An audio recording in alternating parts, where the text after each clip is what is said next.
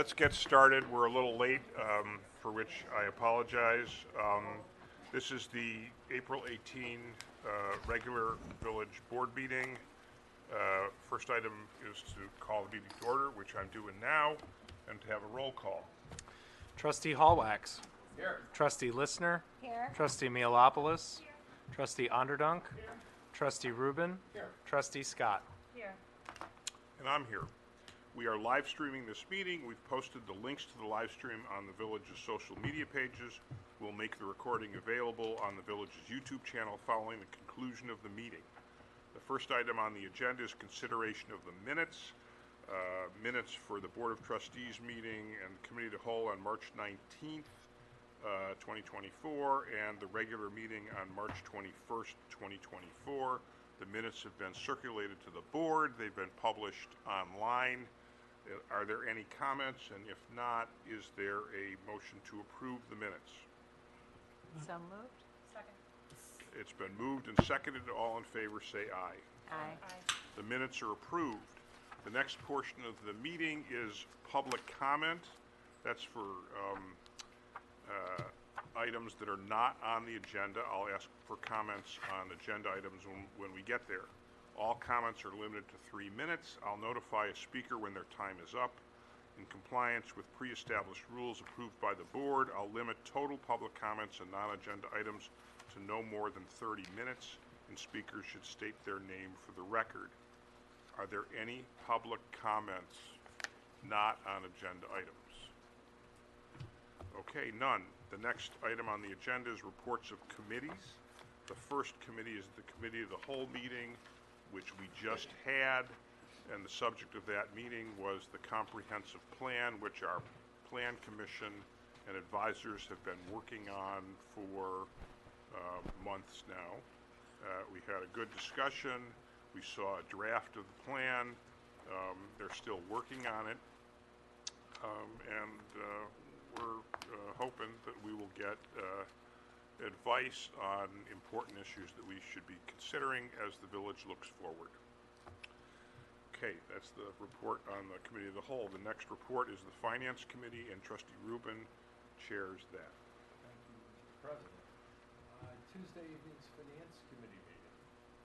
We discussed the monthly financial reports for the month of March, and as of the end of March, the general fund revenue performance for a number of the village's revenue sources exceeded both the monthly budget targets and prior year receipts, including, importantly, property taxes, as well as places for eating taxes, parking fees, and utility taxes. We discussed that sales taxes, however, are trending down. They have been but for 1 month since June. And continued concerns about the governor's state budget proposal to eliminate the grocery tax, which is noted before, could cost our little community $200,000 or more per year. In addition, staff reported that we do not have any information on when we can expect the second installment of property tax bills to be sent out by Cook County. So we may have a repeat of last year, but we're hoping it will be earlier than that. Expenditures in all funds are within budgetary targets for expenditures, and as we discussed the village's debt payments coming up next month. We discussed the village debt payments, pardon me, and our plans to prepare for a $3 million bond sale as contemplated by a prior referendum. Staff reviewed the extensive call that they had with a rating agency that also took place earlier on Tuesday, and that will go towards determining the bond rating assigned to those general obligation bonds, which we intend to be issuing in May, which will help pay for stormwater projects. Finally, the committee also discussed changes to the purchasing policy and plans to replace some information technology equipment, which are items on this evening's agenda. Thanks for that report. The next report is the Plan Commission. I was brief in talking about the Plan Commission in case our representative, Trustee Listner, wants to talk a little bit more about what they've been up to. Well, I think you did cover what we've been up to, and Howard, it's been more than a few months. It's actually probably been about a year and a half. It's about a 2-year process working on the comprehensive plan. So we did present the plan today to the village board. I think we got some very good feedback about wanting probably a little bit more concrete suggestions on some of the topics of concern, and we're certainly going to go back and try to incorporate some of those ideas, and we're going to continue our public outreach to get feedback from the public regarding the plan as we move forward with trying to complete our work. Thanks for that report. Next report is the Golf Advisory Committee. Trustee Hallwicks. Thank you. So March was the earliest start to the season in history. This resulted in budget revenues exceeding by 70% or $57,000. Rounds exceeded the budget by $850, and kudos to Stella and Dave and staff for the work to get the golf course open as early as they could, because it certainly worked out quite well. The clubhouse project is at the end of the design development stage and is currently in the plans to move to the construction design phase. Two members of the ad hoc design committee participated in the interior design review meeting with the architects, and they've provided very valuable insights that will help finalize the designs. Some dates to keep on your calendars. May 10th is the annual bird walk. June 2nd, we'll celebrate annual or National Croquet Day with an open house for the community, and then June 10th is the annual Bio Blitz. Information for all three can be found on the golf course's website. Thanks very much. The next report is the Sustainability Task Force, and I'll ask Trustee Mihalopoulos to report. Good evening. International Compost Awareness Week is May 5th through May 11th. To help spread awareness about the benefits of composting, the SDF has hosted a panel discussion at the library on May 8th at 7 o'clock. We've also partnered with the community garden to hold a children's program on composting on May 4th. Space is limited and prior registration is required. We're also sending an informational postcard to all residents that will have information about these programs.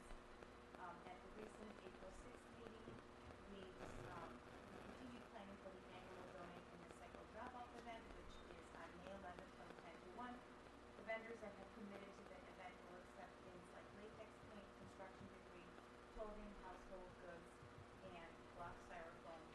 Visit villageofglencoe.org/donate and recycle day for the most up-to-date information. Last, we're also promoting buckthorn removal on private property, and recently sent out a postcard that raises awareness of the problem of buckthorn and provides a brief description so residents can also identify. Our next meeting will be May 28th. Thank you. Thanks. Next report is the Council for Inclusion and Community, and our representative on that is Trustee Scott. Hi there. The Glencoe Council for Inclusion and Community did not meet in April. However, we will meet again in May, on May 8th. Thanks. Okay, the next report is the Preservation Commission. The representative on that is Trustee Onderdunk. The Preservation Commission met, Preservation Commission met on Thursday, March 28th.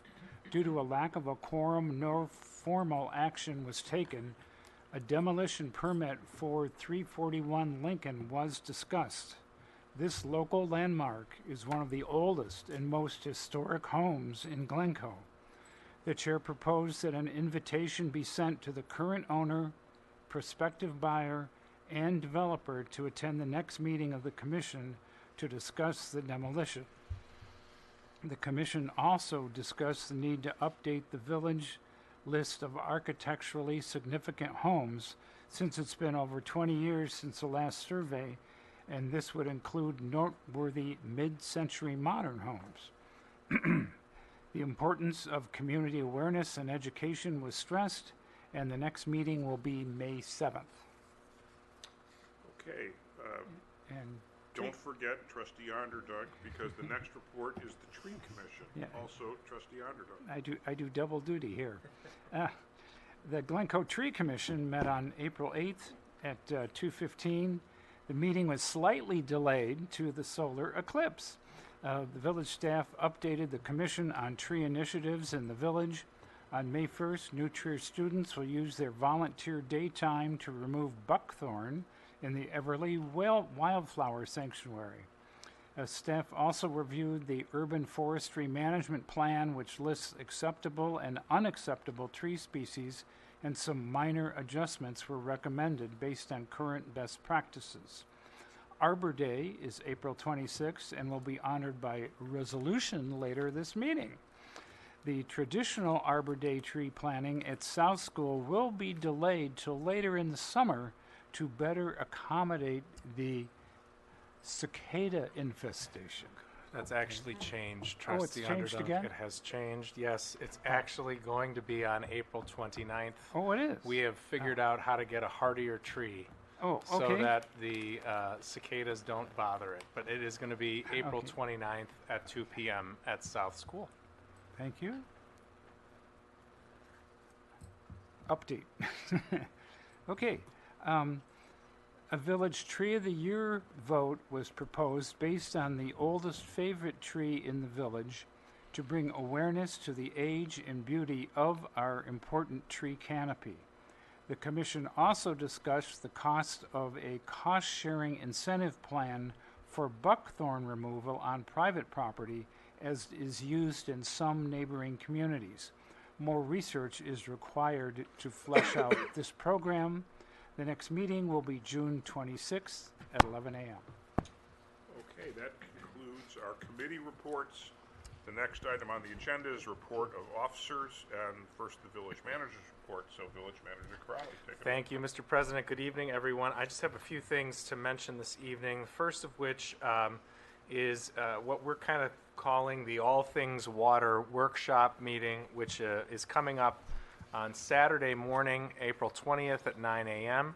At this meeting, which is going to be held in this room, and is really intended to be a relatively informal presentation and discussion, the village board will get a briefing from staff that will review the village's water utility, which is going to include a review of the current conditions of our water production facility, our water plant that sits on the lakeshore just north of the Park Avenue street end, as well as a general review of our distribution system and other ancillary components of this very complex, critically important part of the village's service delivery to our residents and business community. It's really a great opportunity for the staff to share information with the board regarding our past planning efforts, what's changed related to our water utility, and then opportunities and challenges for the future. There are many. It is a meeting really that does not anticipate significant direction being requested from the village board, but rather an opportunity to bring all of us up to speed on a topic that we've talked about many times over the last several decades, and will continue to be an important subject as we work through those opportunities and challenges in the future. So, as I said, we're going to be meeting in this room. We'll have tables set up on the main floor. We had originally anticipated that there might be a tour planned as part of that meeting, but unfortunately that became just a little too logistically complex. So the meeting will be here and only here, and we anticipate getting everybody out and back home before lunch. So we appreciate it and look forward to that discussion. Lots of information on the village's website, on the Public Works page. Encourage the community to take a look at that and to engage with us as we continue this conversation. Just a brief update relative to the clubhouse project, in addition to what Trustee Hallwax mentioned.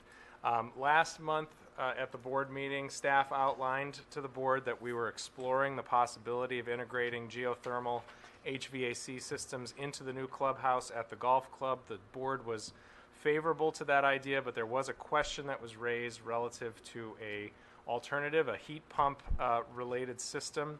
We did explore that with our architects and determined that the cost would only be slightly lower than a geothermal system, but that the geothermal return on investment is significantly shorter just due to its superior efficiency.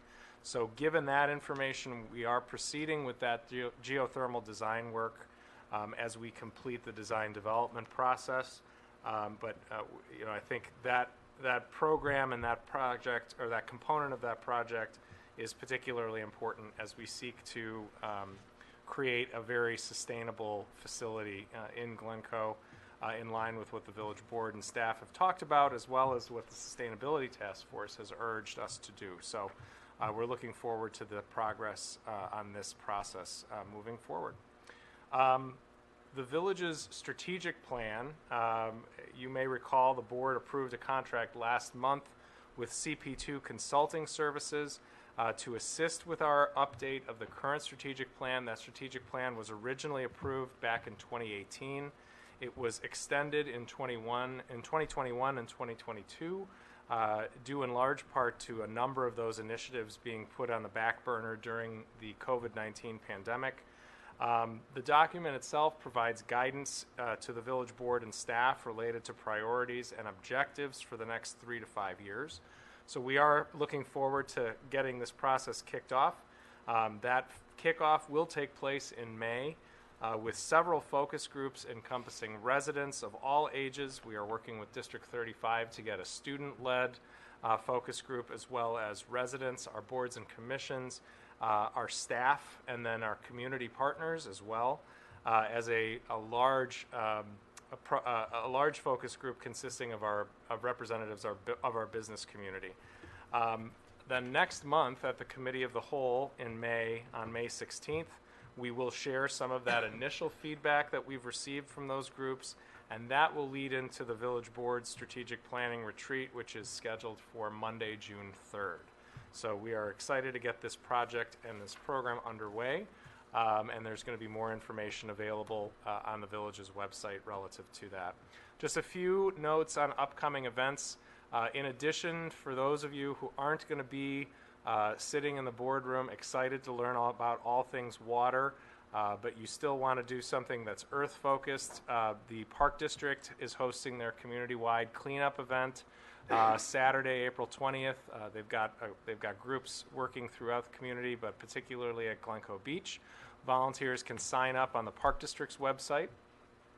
We've already mentioned that Arbor Day is coming up, and so we hope everyone can join us over at South School on April 29th. And then just two things that I mentioned last month, but these are hot topics in the community, people that are calling us and checking our website and our social media relative to Donate and Recycle Day. Just a reminder, that's May 11th from 10 to 1 in the Southeast Commuter parking lot, and then our Spring Cleanup Day, which is the following Saturday, May 18th.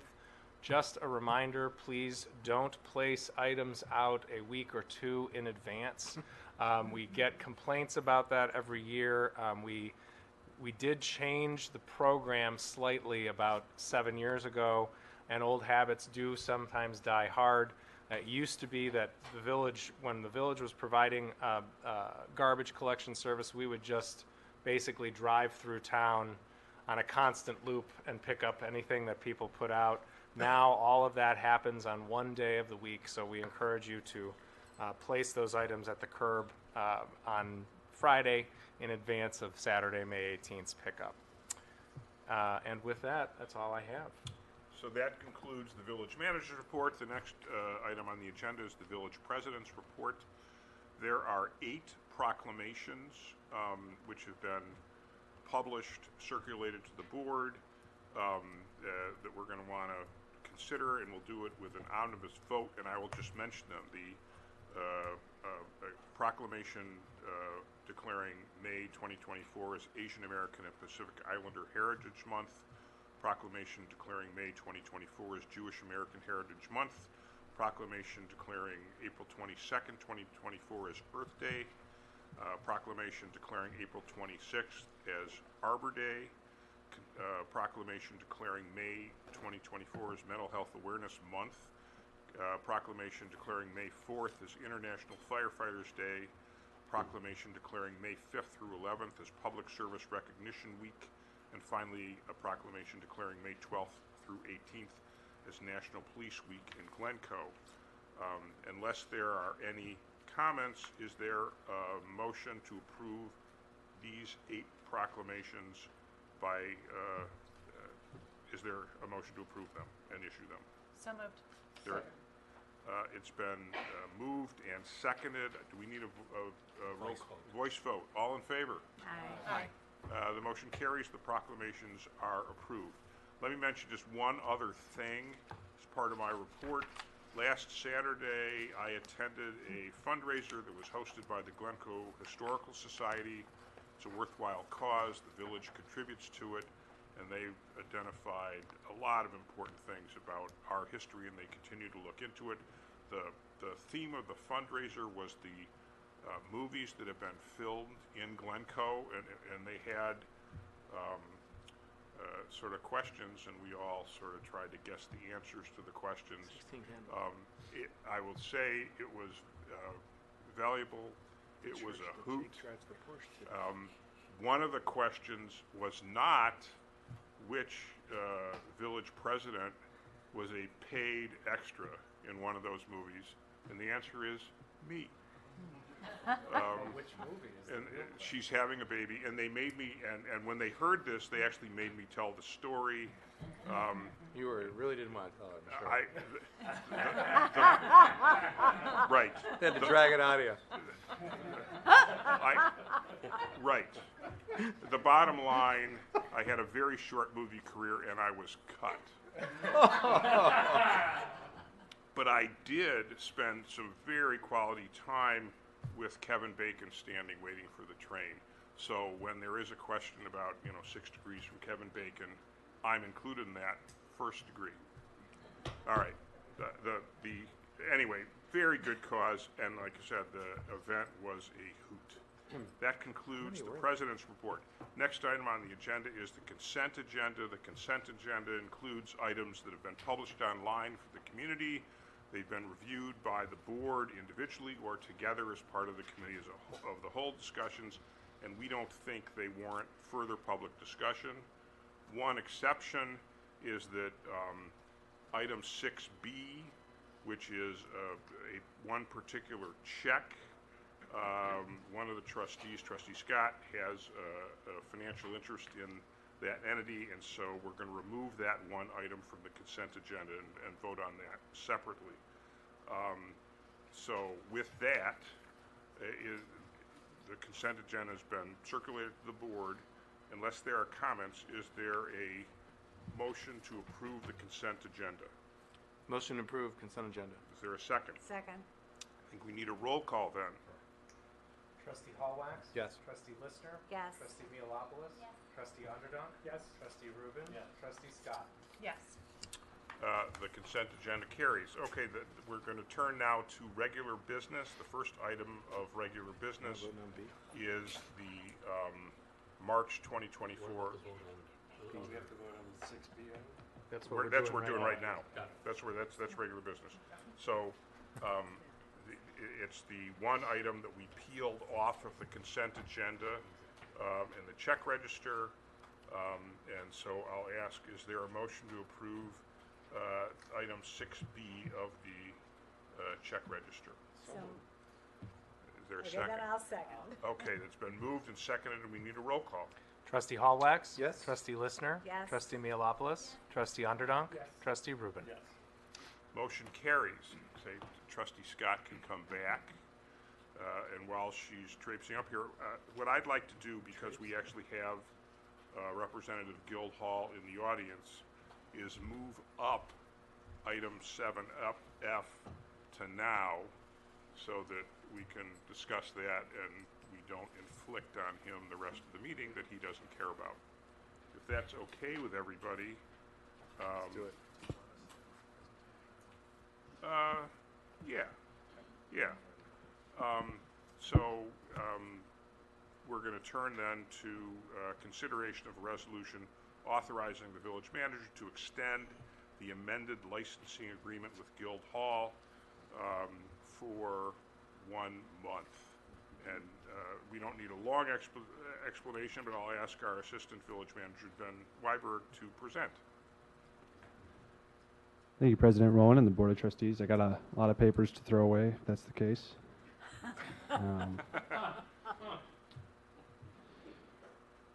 Well, with that then, I mean, we've been through this before. On the screen is the timeline for the Guildhall Streetery. Back in 2020, at the beginning of the COVID-19 outbreak, it was established for the construction of greenhouses. Those were removed in the spring of 2022 with the plans brought before the Board of Trustees for the construction of a more permanent structure, the streetery, which was ultimately finished in terms of construction in October of 2022. And then in the spring of the following year, that was the third amendment, which continued all terms of the streetery to this coming April 30th, 2024. That second amendment was also included the inclusion of a fee of 50 cents per square foot of the public right-of-way, which takes up 4 parking spaces in front, which comes out to about $449.50 per month for that space. And staff is currently engaged in discussions with Guildhall. So this Fourth Amendment would essentially extend it for a month so we can continue those productive conversations and then return next month with more of a substantial amendment. So just so the village in the pandemic allowed Guildhall at no cost to put up the igloos because business was in extremis then. We want to do everything we could to keep the business going. After a certain point, as the pandemic was receding, Guildhall had the idea that instead of having igloos, they would put in the streetery structure, which they now have. And the village said it was willing to entertain that on a sort of temporary one-year lease at a time basis. I know that as we discussed it, the village never anticipated the streetery be permanent. As the lease was coming to expire, as it does this month, before then we were in contact with Guildhall. We weren't sure whether the streetery would come down right then, but Guildhall came to us and said they really wanted to keep the streeter there for another year or so, and we were amenable to that idea, with the idea that after that year the streeter would go and we would figure out something else or nothing. There was discussion with Guildhall at a meeting about what the price would be, and one of the representatives of Guildhall suggested they recognized that the price we were charging was really too low. So we're talking to Guildhall about what their plans are. We're talking about what the price will be, and we're looking at what's going to happen after Guildhall's streetery runs out of time and they take it down. We haven't made the deal yet. We want to work with Guildhall. We value Guildhall. So the proposal is to kick this a month so we can finalize it and Guildhall's not in danger of running out of time. So that's the idea. We have a representative of Guildhall here.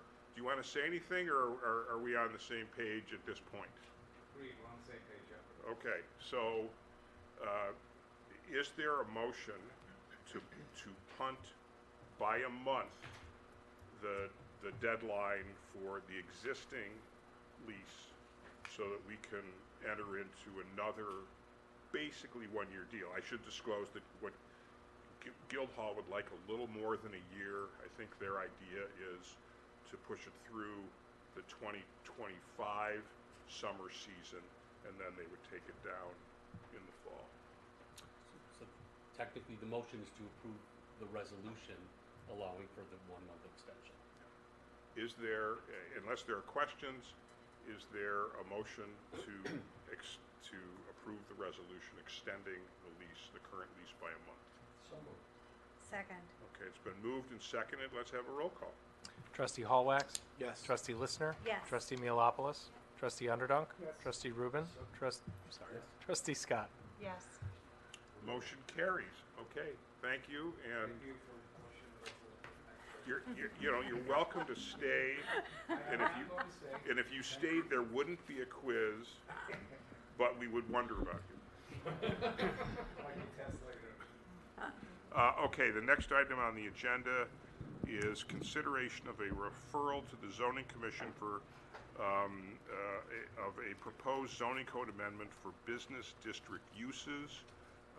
We talked a little bit about this at our committee of the whole meeting earlier this evening, and I'll ask our Development Services Director, Taylor Baxter, to present. Thank you, President Rowan, members of the board. This is the first step on a three-step process to potentially amend the zoning code to change the way we deal with allowable uses in the downtown business district. Some background, you may remember last year we had a senior at New Trier High School who did a project where he looked into this issue. He did not come up with this idea on his own. It's been a conversation that's been going on for some time. But he really got into the weeds, and his project involved comparing our regulations for how we treat uses in our business districts with our neighbors. He looked at our comprehensive plan for downtown, and he made some recommended zoning code changes. He ended up recommending that we enact some more restrictions on what types of uses can go into the ground floor, specifically in our downtown B1 business district. Since then, we have not done anything with this zoning code wise. We've been going through the comprehensive plan process, waiting for that process to get a little bit closer to being done. However, office and service commercial uses have continued to move into ground floor spaces downtown. We have very little vacancy downtown, and when those spaces open up, we have seen office and service commercial uses continue to move in where there may be more of a desire for retail or restaurant or other types of uses. So that's why we're bringing this to you at this point. The zoning code amendment process, again, is a three-step process. We're on step one tonight, initial village board consideration. Tonight, you can either deny this amendment or you can refer it to the zoning commission for a public hearing and a recommendation. That would be step two. Public notice would go out for step two we would send it out to interested parties, including all downtown property owners. After that public hearing, the zoning commission would make a recommendation and it would come back to you for a final decision. Current use regulations, these are detailed in the memo. I'm happy to answer any questions if you want to get into the details of them. I'll go over them quickly. Prohibited uses, any use that is not listed as allowable in the zoning code is prohibited. There are a small number of expressly prohibited uses, but most uses that are considered prohibited are just not mentioned. Special uses.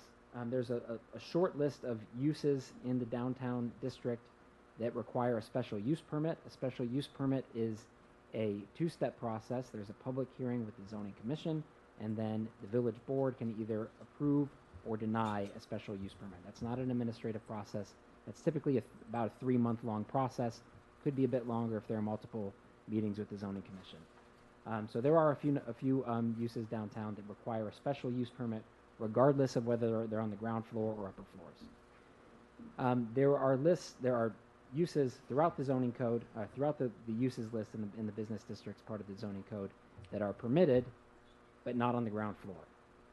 You're allowed to be on upper floors by right without any special review or approval by any boards or commissions, as long as you're not on the ground floor. These uses, if they want to be on the ground floor, have to go through the special use permit process. Sometimes these are, let me go to number 4 first before we get into that, excuse me. Permitted uses. There's also lists of uses that are permitted on any floor without any special review or approval by any boards or commissions. Sometimes uses that are fairly similar are either 3 or 4. Sometimes different office-type uses can be in 3 or 4, depending on very specific differences between them. Conditional uses, the code does not include any conditional uses. I mentioned this just because it's mentioned in the memo about a potential path forward. Conditional uses are uses that are allowed if certain conditions are met. Typically, this would be an administrative review, unlike the SUP, which is a public hearing and village board decision. So, for example, you could say a certain type of service commercial use is allowed on the ground floor if they have a certain percentage or a certain square footage that's dedicated to retail or cafe use. That would be reviewed administratively and would not be required to go through that special use permit review. We don't have any of those currently in our zoning code. Standards for zoning code amendments, there are quite a few of them. These are some of the more relevant ones. They're all listed in your packet. Compliance with the comprehensive plan and downtown plan is one of them that should be considered when going through this process. Number 2, changing economic conditions. Are there any changing conditions that would impact the types of uses that could go in since it was placed into that use category? So, for example, when a specific use was put into the zoning code as allowed by SUP only, for example, have there been changing conditions in the village, economic conditions, that might lead us to change that restriction on it? Also, impact on property values is something that should be considered when we go through this process. Would these changes have any impact on property values downtown? These are all things that should be considered and balanced to the extent possible. A little bit more detail about number 1, compliance with the comprehensive plan or downtown plan. Some guidance that's in there. The plan for downtown, which is now about 8 years old, recommends that the village ensure that there are tools in place to establish a desirable mix of businesses downtown. What that desirable mix of businesses downtown is up for discussion. The plan does, in several places, specifically call out restaurants as something that is desirable and encouraged downtown. The plan also repeatedly emphasizes flexibility and the need for flexibility, and it's the fact that we can't make predictions about everything that's going to happen economically and with the real estate market downtown in the future, and so that we should make sure that we do have flexibility in our codes, and also to prevent vacancies. If we get too strict with our uses, we might end up with vacancy problems that we don't have right now. These are all things to consider to try and find the sweet spot here, what's the best middle ground, to make sure that we have the type of uses that we want while maintaining flexibility and preventing vacancies. A few options, and these again are not mutually exclusive, these options. We can combine some of them as determined to be appropriate. One that might be less significant than the other potential changes would be to target specific uses that are currently allowed by right. For example, you could say banks, currently allowed by right on the ground floor. Take the ones that we feel specifically need more restrictions on where they can be, and add that other layer of regulation on top of them where they would need that SUP on the ground floor. We could just pick out the ones that we want and say, these specific ones that are currently allowed, now they need an SUP if they want to be on the ground floor. They can be on upper floors by right. To go a little bit further, we could make the default position for all office and service commercial uses the SUP if they're on the ground floor. Take them all to that higher level of review. And then if we wanted to, we could pick specific ones that we feel don't need that extra level of review and take them back down to the by right level. We could allow office or service commercial uses on the ground floor by right, but with size or separation requirements. You could say if it's higher than a certain square footage, then it could be by right. Otherwise, it needs an SUP. This can be a bit more administratively challenging sometimes to administer, to keep track of what size things are and separations. Finally, we could add other conditional use requirements where we could say, for example, these service commercial uses could be allowed, but only if they meet certain conditions that would be reviewed by staff. Different uses could be handled different ways. You don't have to choose one path forward. This is a related topic. I mentioned this because it was also coming out of that project that we had from the New Trier student last year. He recommended that we really take just a close look and revisit our entire use list. Some of these uses are outdated. Some of them could be combined. This is probably a bigger project. I wanted to mention it now and see if you had any feedback on it. If we're trying to move forward relatively quickly with amending our ground floor uses, this might be a multi-step process. It might also be something that would be better served by waiting for the comprehensive plan to finish. But if you have any feedback on that, we'd be interested in hearing it. Next steps, you can make a motion to deny this amendment or refer it to the zoning commission for a public hearing and a recommendation. You can include any feedback or direction to staff in preparing this for this public hearing, or directly to the zoning commission that you might feel is appropriate. And with that, I'll turn it back over to President Roman. Thanks for that very helpful presentation. Scanning the audience, big audience, I don't want to put her on the spot, but the executive director of our Chamber of Commerce is here. If you would like to say anything about the Chamber's thoughts on this, you're welcome to do so. Come on up. Yeah, and then this is Terry Dason, but you should tell us your name. Thank you, President and trustees. Good to see you this evening. My name is Terry Dason, and I am the president now of the Winnetka Northfield Glencoe Chamber of Commerce. And I do sit in a lot of these meetings in Winnetka for the last 17 years about retail and what needs to be done on the first floor all the way around Winnetka. Before COVID, there was a lot of vacancies, and retail wasn't doing so well in the village of Winnetka, and especially in Hubbard Woods. Downtown was much more full with businesses. And so then COVID came along, and then people started exiting the city, and businesses started filling up the retail stores. During all of the times that there was conversations about how to fill up the empty spaces, there are rules and regulations in place to keep banks from taking any retail space. Banks, real estate, nail salons, hair salons, dry cleaners. Those are the ones that need to. We had a meeting until 1 in the morning, probably 2 in the morning, and it was during COVID, when one real estate office was trying to move into another real estate office building that was already there, but they were leaving to go to a smaller office.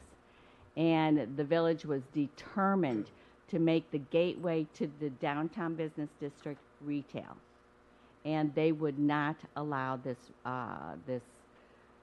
real estate office to move in. And ever since we have a retail, Valentina's, the business that moved in there, her business has grown exponentially. And she is bringing so many people into the downtown business district with foot traffic.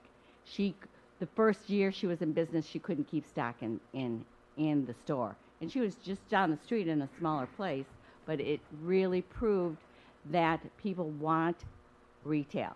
We also have many of our commissioners have been in they own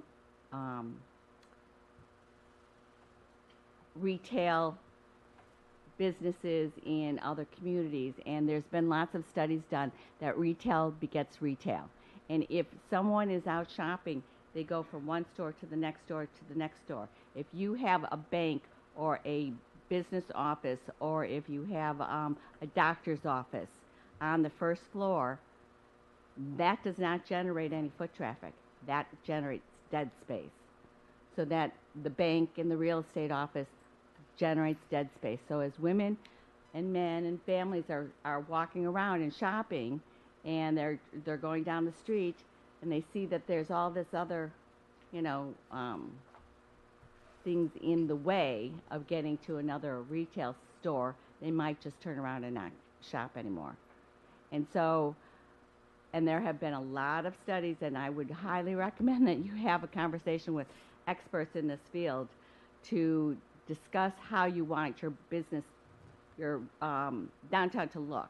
And also having an active downtown where people want to hang out and be and gather is really vital to the health of a community.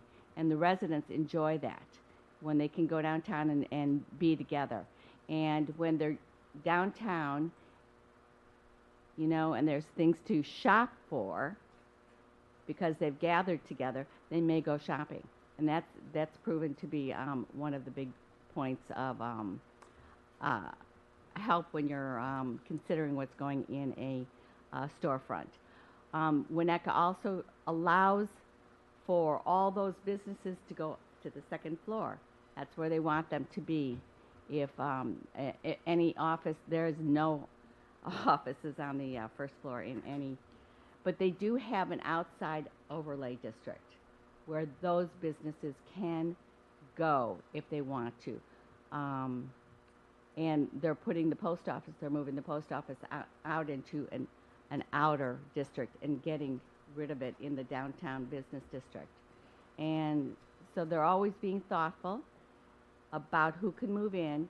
During the dead time, they did allow a lot more workout facilities to move into the first floor business districts than was done in the past, but they're now holding back more on that. So what a lot of the businesses try to do is they go in and they show that they will have retail in the front of the store if they're doing something else. And so if they can prove that they do generate foot traffic, retail generates foot traffic, then they do pass a special use permit. But consider and talk to experts and consider what you want your downtown to look like, because that really does breed vitality if you have shopping areas and restaurants, of course. Restaurants are key. Thank you for coming in. Absolutely. Okay, so Terry, that's great. I think we have kind of a simple thing to do tonight. This is the first step, which is to ask the zoning commission to look at, I would say, all of the alternatives that Taylor has outlined. Taylor works with the zoning commission, that's part of his job. And then considering what our neighbors have done, successfully or not, considering when we have a hearing, what our landlords think, what the businesses in town think, and recognizing that I think most of us would like a vibrant, I will say, for the benefit of those of us who have been here for a real long time or grew up here, uptown, we want uptown to be vibrant, and that's, we love our banks, but we think they could be on the second floor maybe. We love all of our businesses, but maybe they could be on the second floor so we have room for retail, restaurants, and make it vibrant. So, is there a motion to refer to the zoning commission the question of how we could amend our zoning code, considering Taylor's alternatives, in order to revitalize the first floor by changing what is allowed by right, by condition, or by special use? And let me say one other thing. I think we can do most of this as we are a non-home rule unit, but our village attorney has correctly pointed out that Winnetka, within the last 20 years or so, made itself a home rule community, and we're going to have to, we have an expert lawyer, he's going to help us jump through all the hoops, but it would be easier to do some of this stuff if we were home rule.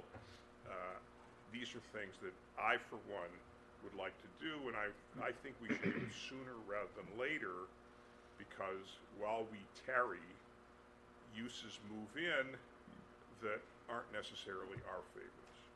With that, does anyone want to say anything about this, or is there a motion to refer this to the zoning commission? So I would just like to say something, only because I think in Glencoe it's a little bit more difficult because we only have one business district. So, One and whereas, a half. well, One yes. and a quarter. Okay.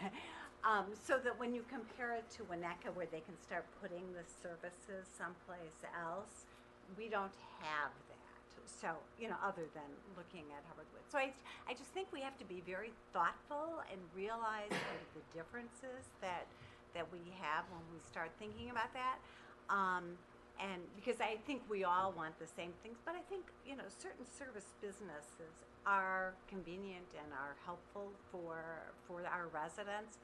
So I don't want us to necessarily shut the door on all that, but we just have to figure out how to manage it.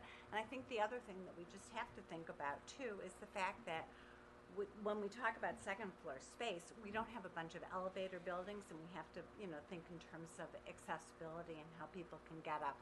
So, we can have great intentions, but I think there's lots of complexities here that, that we'll have to consider. And, I think the idea of the special use permits, are great.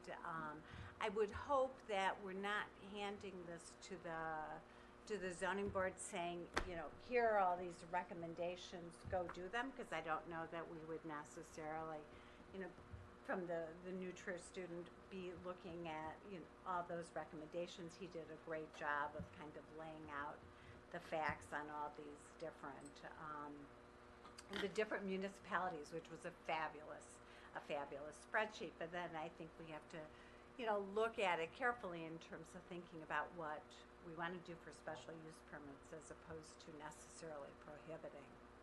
So. Let me just say, I agree with all of that, including that this isn't simple. I'm not positive what the right answer is. I do not denigrate some of the uses that we have mentioned that maybe aren't necessarily the best first floor uses. These are long-term Glencoe businesses that have been valuable here for generations. No one's suggesting they leave, and no one is suggesting that they leave the space they're at, because everybody who's there is grandfathered in until they decide to leave.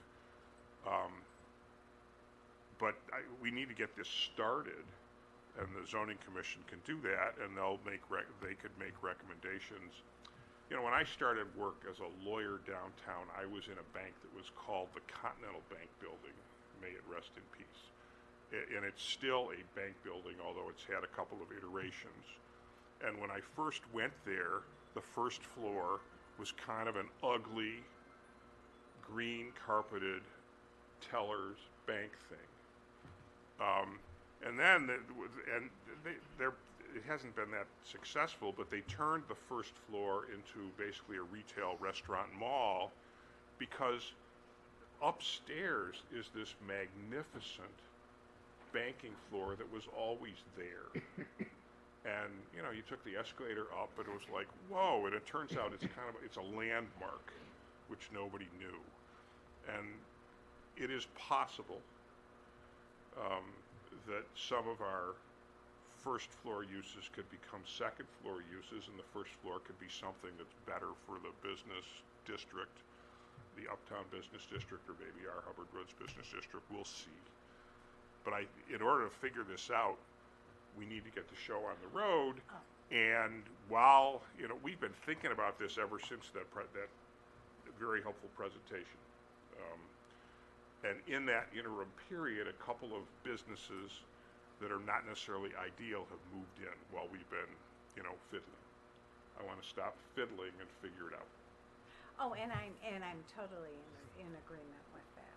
Georgia, do you have? I just wanted to add, is there an opportunity why do we not have maybe a different district in the downtown? Is this an opportunity to think about, an overlay or, another sub-district, or are we building out, is it a space thing, or is it just we just don't have it? And maybe the opportunity for zoning, we should consider that as an option So, hybrid approach if they sure. can come to us with this. Right. An overlay approach, So this would be, just so I understand it, it would be maybe certain streets where there'd be increased restrictions, and then the rest of the B1 district. Oh, yeah, because in our comp plan, we talked about this, our downtown is expanding.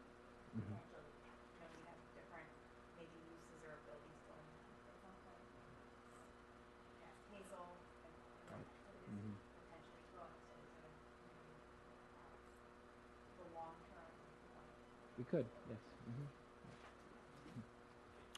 Did you? I I just see the wanna village say attorney. that would require a slightly different type of notice. It's a different county. What we've been looking at are mainly text amendments, and that would require map amendment. But it's certainly something the board collectively wants to consider you know, at some point to be done. I would welcome any ideas we get from the zoning commission. Winnetka has an easier time putting aside that they're home rule. They have an easier time because it's bigger. So, we have one, Uptown is small and Hubbard Woods is tiny from the Glencoe point of view, so it's not, but the question is, what is the sort of the smartest way we could do this so that we don't hurt our landlords, we don't result in first floor being vacant because we've been too picky, but at the same time, we steer into the spaces, the businesses that are most, that are sort of best for us, based on what we heard from our Chamber of Commerce. Anybody else? And if not, is there a motion I'll put it this way, to refer to the zoning commission Taylor's presentation and a request for advice? Is there a second? We should probably have a roll call. You can do this by voice. All in favor? Aye. Any opposed? No. The motion carries. Thank you, Taylor, for the presentation. The next item on the agenda, is consideration of a resolution authorizing the village manager to execute a contract agreement with DeMio Brothers of Elk Grove Village, Illinois, for the construction of the 16-inch water valve replacement project for a total cost not to exceed $367,270. And I'll ask our Development Services Director, our I'm reading this, but it's our Public Works Director, Monica Sarna, to present. Thank you, President Rowan, Board of Trustees. The reason why we're talking about this project tonight is the budget. So originally in the CIP budget, we had anticipated this project was going to cost us about $210,000. That was an estimate that we put together based on $35,000 per valve that we were going to replace.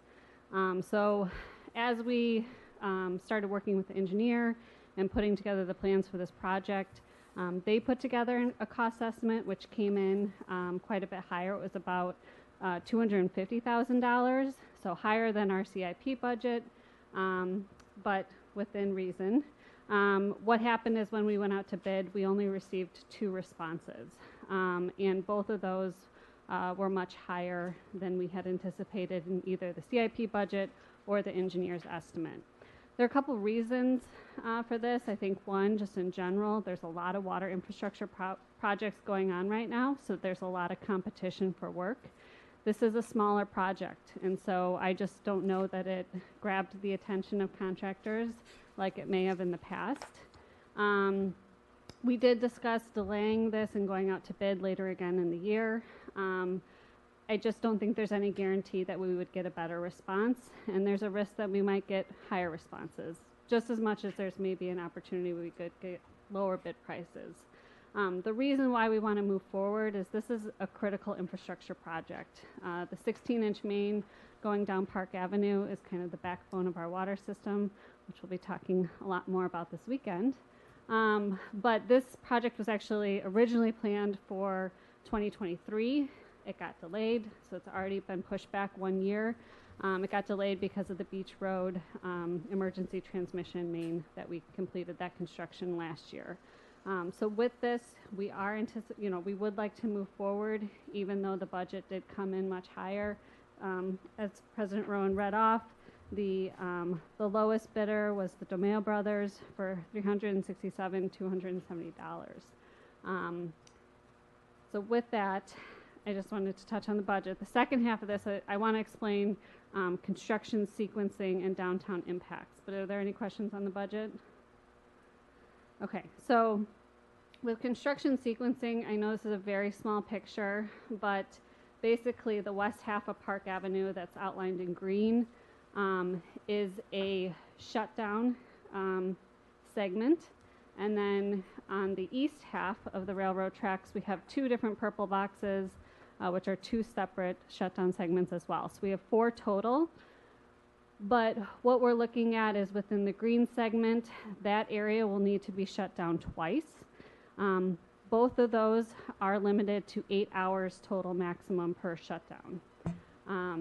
And all the locations highlighted in red are the services that will be impacted. So you can see that green portion has many more services that are impacted, including Skokie Country Club, quite a few residential, and then our businesses downtown.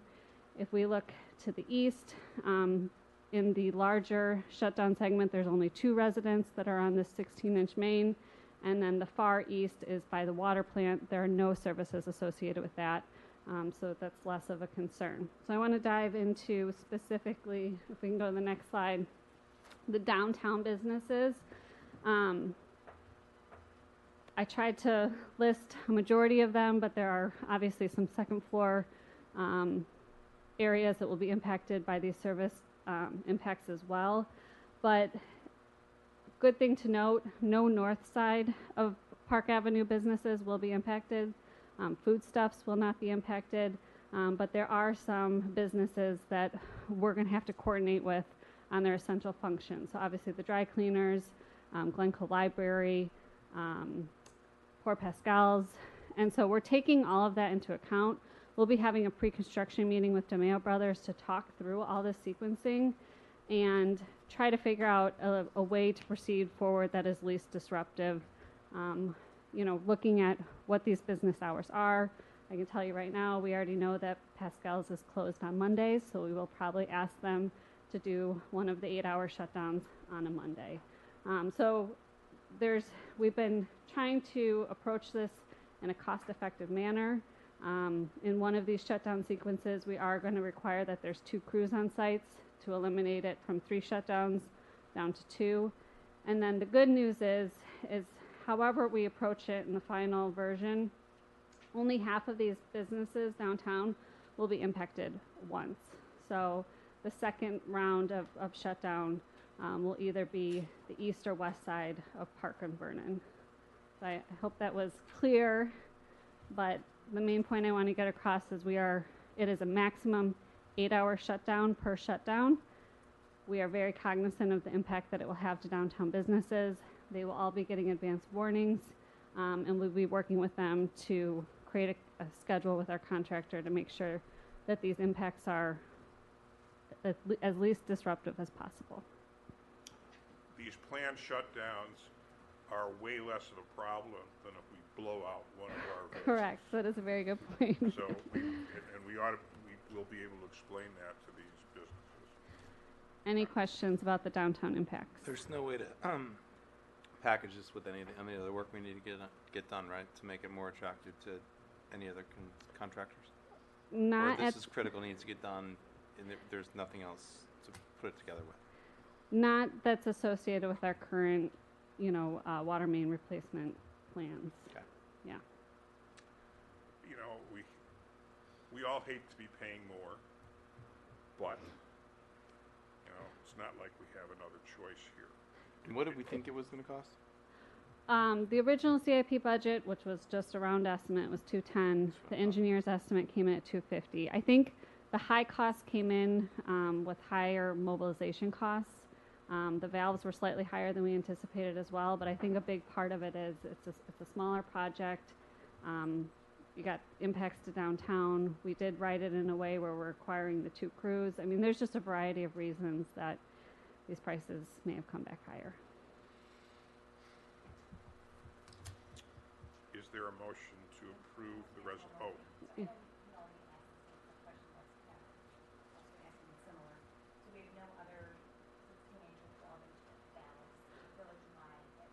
We that correct. So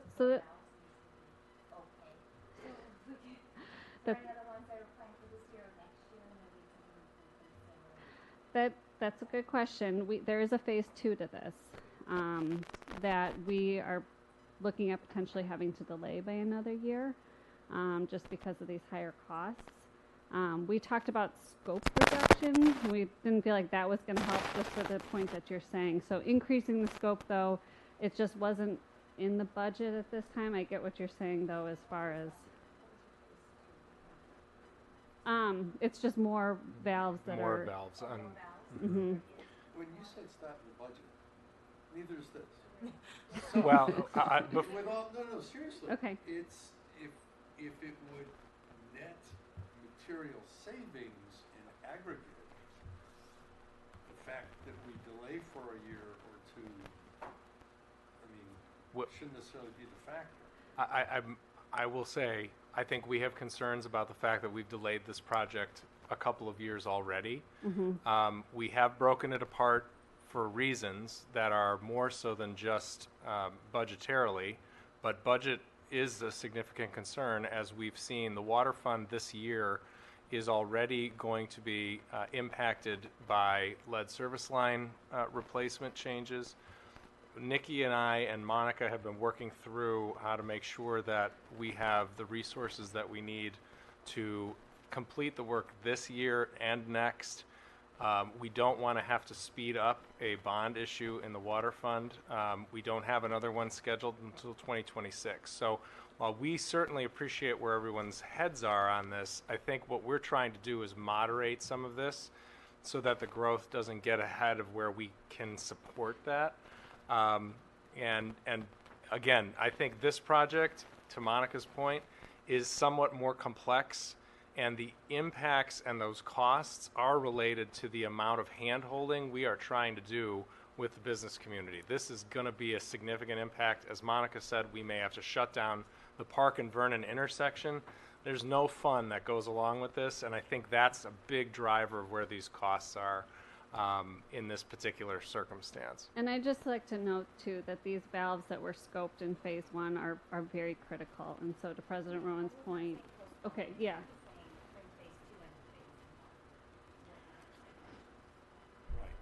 Monica, I'm not sure. I mean, we'd have to stop it and go back out to bid, and so we're going to add months to the project to do that. Yeah. Okay. I think, to your point, we did add one additional valve to the beginning of this project. So it was a consideration to try to get as much done this year as possible, with the thought that if we needed to cut a valve, we would, but just this is where the scope fell for this year based on the criticality of getting these valves replaced. Okay. There's not an obvious right answer here. If we postponed it a little bit to make it more efficient and one of these valves blew in the interim, we would have guessed wrong. We're guessing. But it sounds like I think we just got to bite the bullet and do it. And I appreciate that all of our staff, village manager, deputy village manager, public works director, and all of them have been looking at a way to do this to avoid this kind of a really unfortunate expense, but this sounds like the best we can do. So, is there a motion to approve the resolution in B? Motion to approve the resolution in B. Is there a second? Roll call, please. Trustee Hallwax. Yes. Trustee Listener. Yes. Trustee Mealopoulos. Trustee Underdunk. Trustee Rubin. Yes. Trustee Scott. Monica, don't go anywhere. Yeah. Next item on the agenda is consideration of a resolution authorizing the village manager to execute an engineering services agreement with Christopher B. Burke Engineering Limited of Rosemont, Illinois, for the Green Bay Trail and Sheridan Road Sidewalk Design Engineering for a total cost not to exceed $119,771. All right, thank you. So the reason I'd want to talk about this tonight is the additional scope that was added to this project from the original scope that we had in our CIP. The additional scope that we're looking to add is a full corridor study of the Green Bay Trail and UP right-of-way to look at the existing land usage and where we have existing buckthorn that can be eliminated. So they're doing a full analysis. They're looking at who owns the land along the corridor, where we have existing buckthorn, and then based on the land usage, going to be proposing different types of landscaping to replace the invasive buckthorn. It includes a noise analysis, which is going to be more important in certain segments along the corridor than others, but we want to make sure that we're returning the appropriate type of landscaping to replace the buckthorn based on how that land's being utilized. So it'll incorporate design strategies, and there'll be a final recommendation to help us strategically go after this area of town with buckthorn removal. The original scope still stays the same. It's the Sheridan sidewalk gap that we're filling in from the North Shore Congregation of Israel to the village limits up to, I think it's a Deer Path, and then the Green Bay Trail, the extension from where we ended on Hazel Avenue south to through the intersection of South Avenue. Both of these are preliminary engineering. If you'll remember last agenda item, we approved a resolution for the Invest in Cook funding. Invest in Cook is a grant program, so we are going after grant funding for the final engineering costs that will occur in 2025. We also have identified grant funding for the construction of both of these projects. They're really great candidates to improve pedestrian transportation throughout town. So any questions on the additional scope or, yeah? Question? Sure. Okay. Isn't Sheridan Road a state road? Yes. And in state right-of-way is where we would be building the sidewalk or bike lanes? We do have an agreement. Yeah. We do have an agreement with IDOT to maintain Sheridan Road, so they do provide us with some funding. I can just add a little context for Monica's benefit because she's somewhat new still, and IDOT's process has always been, we're more than happy to accommodate additional sidewalk in our right-of-way, but we're not going to pay for it. So generally, that has been one of the big reasons why this segment of Sheridan Road sidewalk has never really moved anywhere. We have had those conversations with IDOT over the years. We have had conversations with the city of Highland Park relative to a partnership effort, particularly from a grant standpoint. Highland Park, as you may know, has been adding sidewalk along Sheridan Road over the last several years. All of that has been a local investment because IDOT has said our primary responsibility is vehicular traffic, not pedestrian. So that's why we have had to take the lead. And that being said, there are grant programs available that really like to see new sidewalk added where it doesn't exist, particularly in areas that can connect sidewalk networks. And that's and communities for sure. And Highland Park has tried to bring, I think Highland Park has brought sidewalk all the way to the end of their municipal boundaries, and this would connect to that. And Highland Park has been, every time we crash into the mayor of Highland Park, she's been asking us about this. Okay.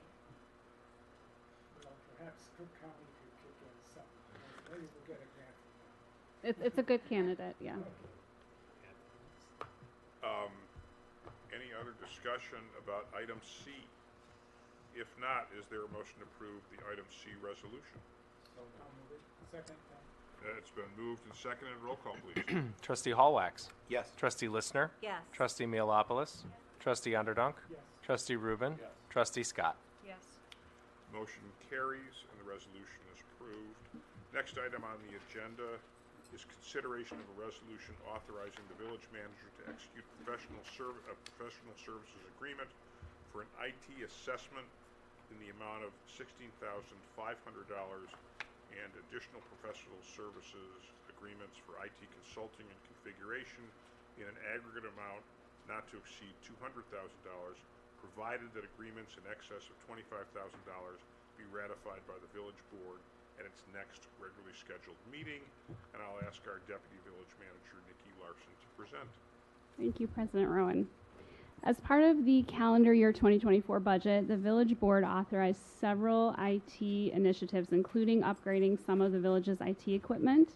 However, after the adoption of the budget, staff's focus has shifted to address additional concerns regarding several additional components of the village's aging IT infrastructure.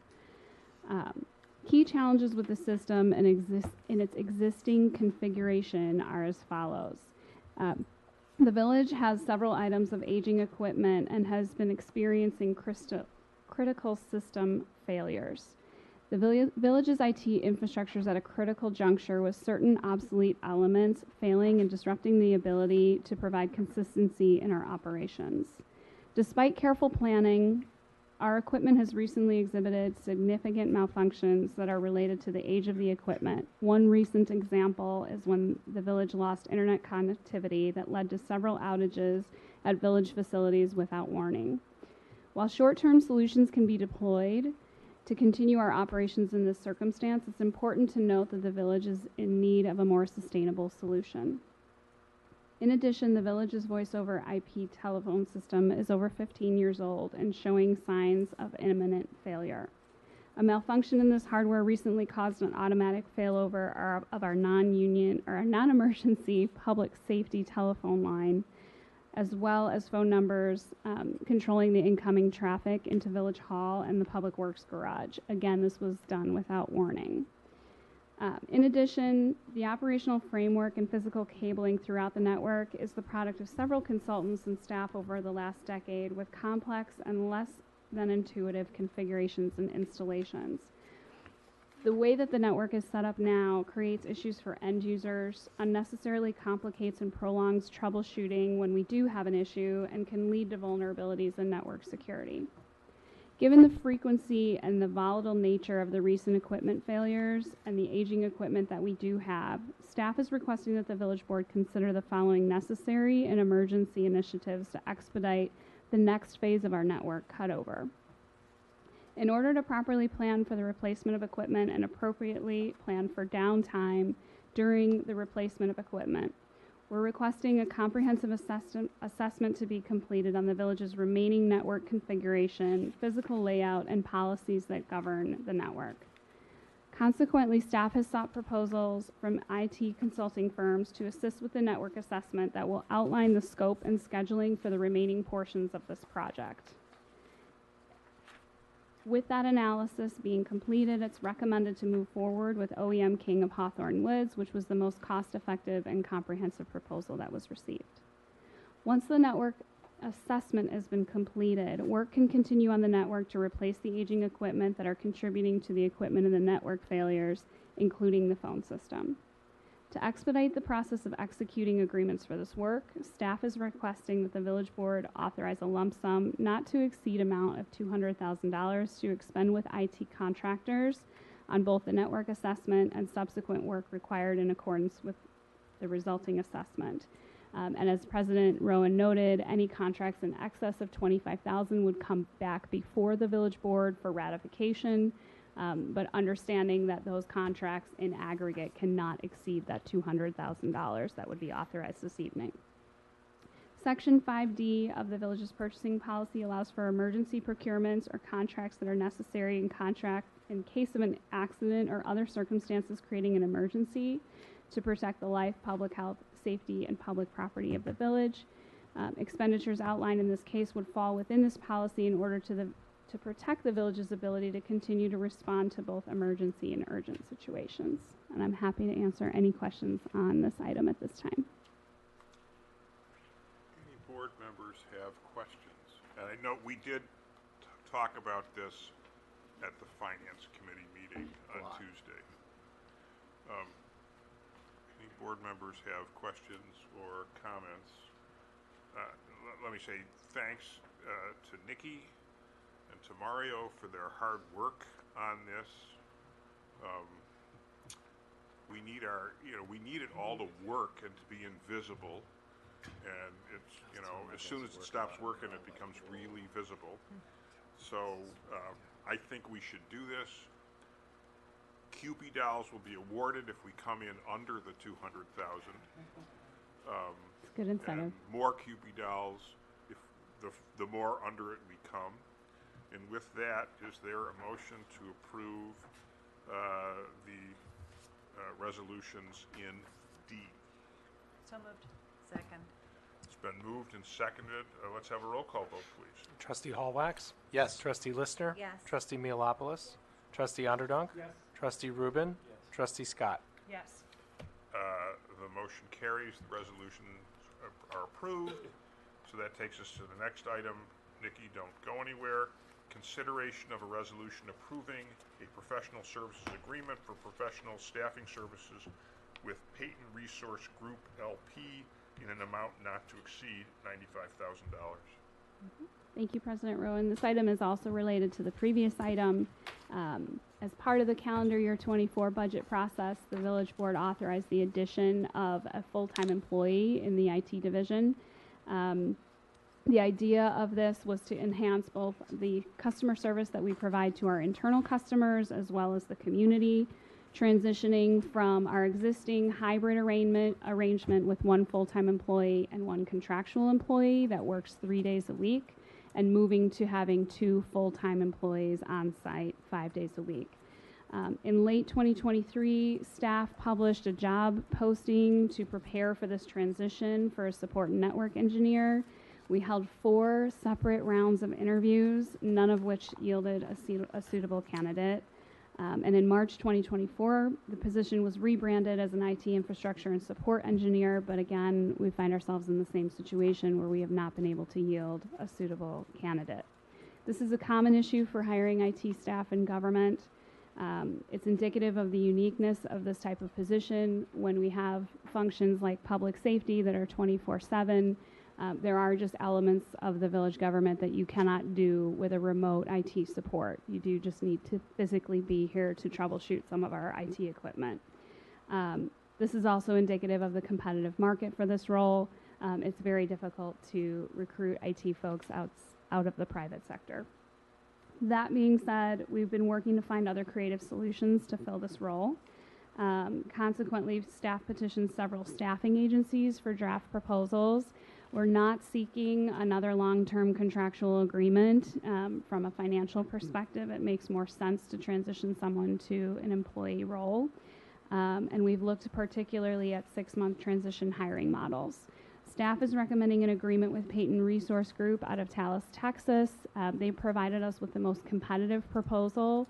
After a 6-month trial period, there is a $0 conversion fee.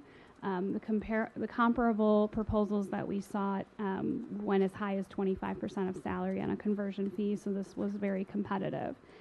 In addition to that, PRG also allows a tiered refund structure within the first 90 days if any candidates that they send us do not work out.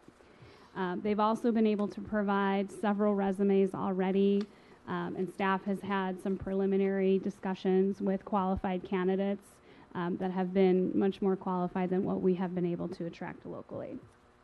So staff is recommending that the village board consider the resolution to authorize the village manager to execute a contract with PRG. Any questions on this one? If not, I have only one. Is Peyton Research Group, have they been able to say to us that this transition is often successful? I just don't want to make sure we get bait and switched where they have somebody that they get the 6 months and they move on to the next victim. They've certainly told us that. I think it ultimately will depend on the candidate. But we have particularly been interested in resumes from folks that are transplants that have moved into Illinois recently and are looking for a permanent home. Okay. there a motion to approve the resolution in E? Motion to approve E. Second. It's been moved and seconded. Let's have a roll call vote, please. Trustee Hallwax? Yes. Trustee Listener? Yes. Trustee Mealopoulos? Trustee Underdunk? Yes. Trustee Rubin? Yes. Trustee Scott? Yes. Motion carries, and the That work professional from home thing services and that agreement IT is such a resolution big in deal. E is You approved. can't take him work from home Thank here. you, Nikki. All of our guys are. Next item, At least a no, little. I think we've We're done. done it. It's hard. Oh, my God. We skipped. We Back skipped. Gilmore, yeah. Look at this, and it's only 8:30. Okay. We've completed the regular business. Is there any other business? And if not, we've already done our closed session. So is there a motion to adjourn? So moved. Second. All in favor? Aye. Aye. Motion carries.